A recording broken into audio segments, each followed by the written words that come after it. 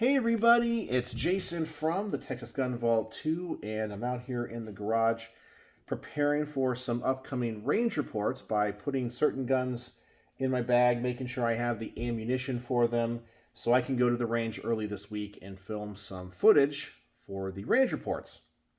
The two guns I have in my bag tonight are two that I have shown you, but I have done a little bit of research on them, so I'm definitely ready to take them to the range and see what they're all about. The first one is a Colt Woodsman, and by the way, both of these guns are on loan to the channel from my friend Jack, and this is a Colt 22 target pistol. Two interesting things about this gun that I have read online, and my research has led me to, is number one, even though this pistol was designed way before the Ruger Mark series, almost everybody says it is more accurate and easy to shoot than the Ruger Mark series, which is kind of interesting. This gun looks a little bit more crude, but everyone says it's definitely a step up in the accuracy and shootability department. But those Ruger, Mark series pistols are exceptional firearms. So I don't understand how this could beat it, but we'll have to find out.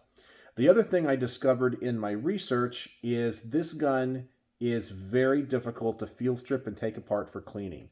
You have to take off the grips. There's a pin you have to punch out. There's a plunger here on the top.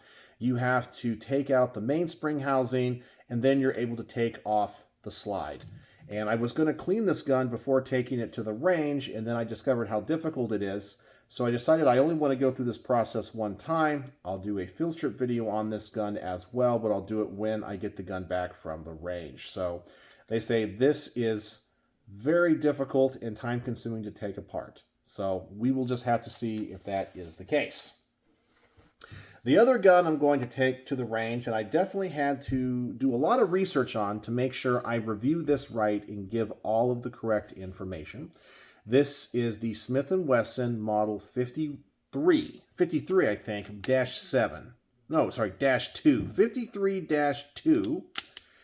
And this on the barrel is marked 22 Magnum. Now, I guess the cartridge this thing is really designed for is 22 Jet Remington Magnum. I think that's the right order of the words.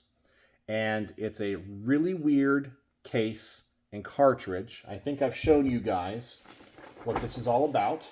I did some research on this thing. Let me see if I can open one of these and show you again, in case you've never seen it, because I had it before I got these rounds.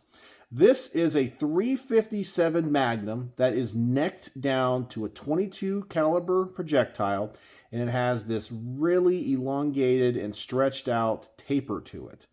So, according to what people say, this is an extremely loud round to fire, and it has a lot of flash, but the recoil is pretty manageable. But they say it is really, really loud, and the tone of it is extremely high. And people say if you're going to shoot this, make sure you use double ear protection. So I probably will just, use earplugs and earphones together. And that's what everyone says about this.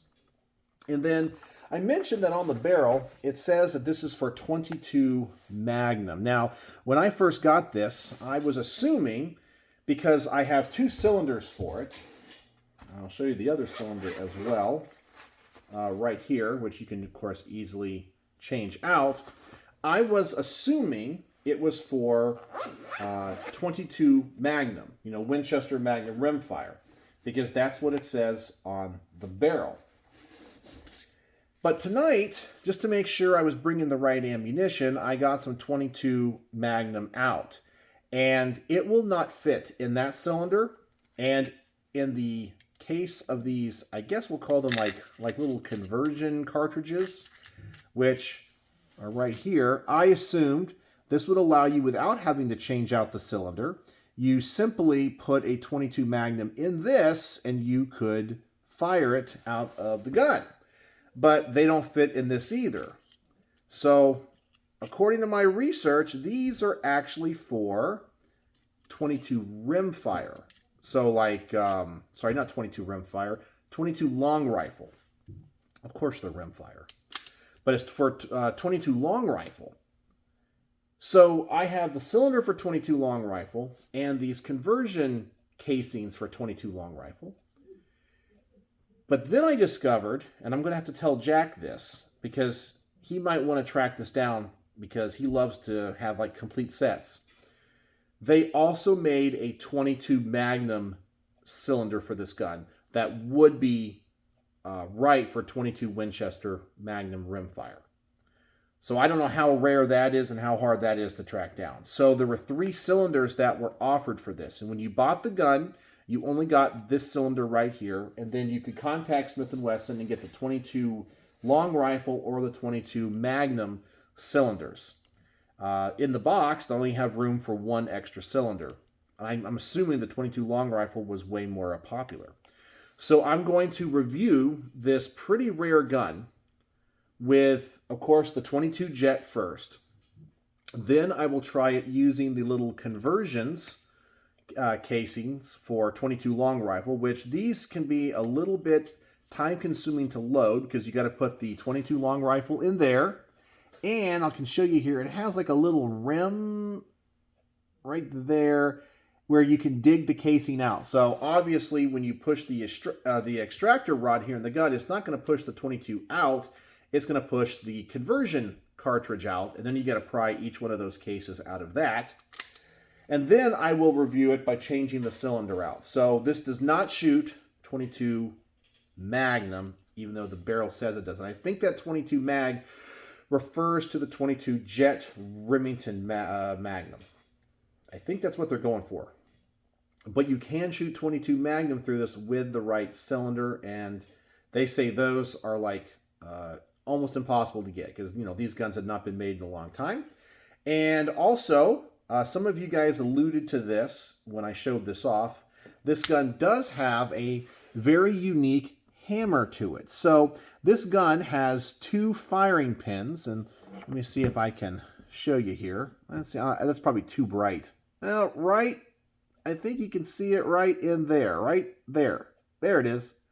Yeah, so the gun has 2 firing pins, and one is for center fire and one is for rim fire, and you change that with this little lever right here. So if it's in the down position, it's for center fire, and you can see how it has that little protrusion right there. And if I pull this back like that, it puts that little protrusion higher, and that is for the rim fire. So you have to adjust between those 2. And this is the only model of Smith & Wesson that has that hammer and has this design. So that is definitely different and unique. So that's the information I found on this and how I've kind of thought about I'm going to review these. So I thought I would share that with you before taking it to the range and kind of talk to you guys about what I discover and the research I have done on these particular guns, because they're just cool and rare, and I just want to get all that good information out to people. So let's talk about one more thing before I let you go for the night. I know in the past couple of videos I was talking about some things that people say that are kind of my pet peeves that get me going, and I discovered there was another one because it happened today.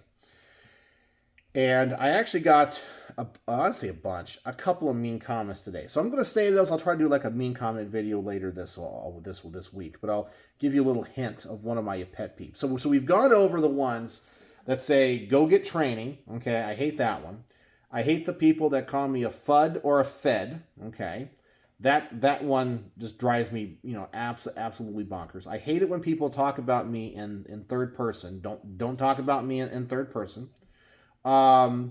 Another one, okay, and here's the new one.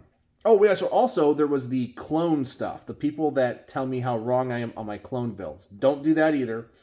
And then lastly, the newest one is don't put a timestamp in your comment to tell people where to fast forward to where the video actually starts. Don't do that. Don't do that, because I hate it when people say the video actually starts at, because I always do an introduction and I have a little, ad read for Brownworks on my range reports, and I always thank the people that lend the guns to the channel. So I hate it when people do that. You are more than free to fast forward through my stuff, but don't post stuff like that. It absolutely drives me up the wall and bonkers. And some people can say that's not mean or whatever. But it's my channel, right? This is my playground, and you guys, are here because I guess I let you. It's my world, and I let you play in it. So those are kind of like my little pet peeves. If you fast forward through it, I don't care.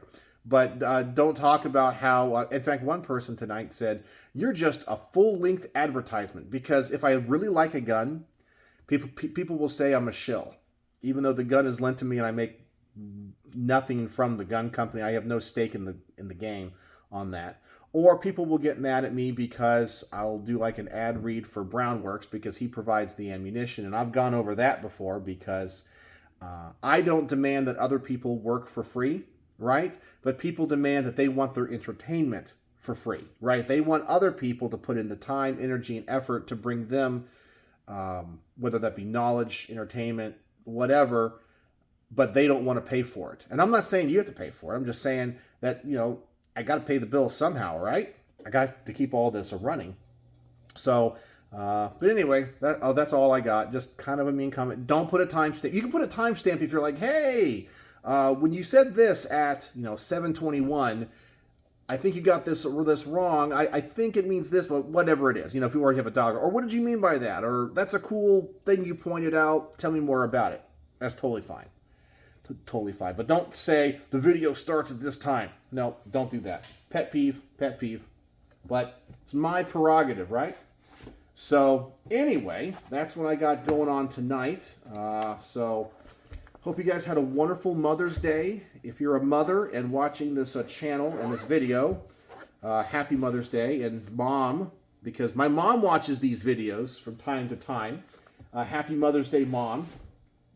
And I guess that's it for tonight. So, the word of the day. What is the word of the day? The word of the day, because it's Mother's Day, is going to be mother. So if you made it to the end of the video, use the word mother in your comment, and I know you are a true vault dweller. So, what do you guys think? Do you guys think I'm overly sensitive when it comes to people and their comments, when it comes to putting timestamps and that kind of stuff? Tell me, because... I'd like to know. And what do you think about these two guns and the information I discovered in my research? So, I guess that's it. So, as always, thanks for joining me in the garage, and thanks for watching.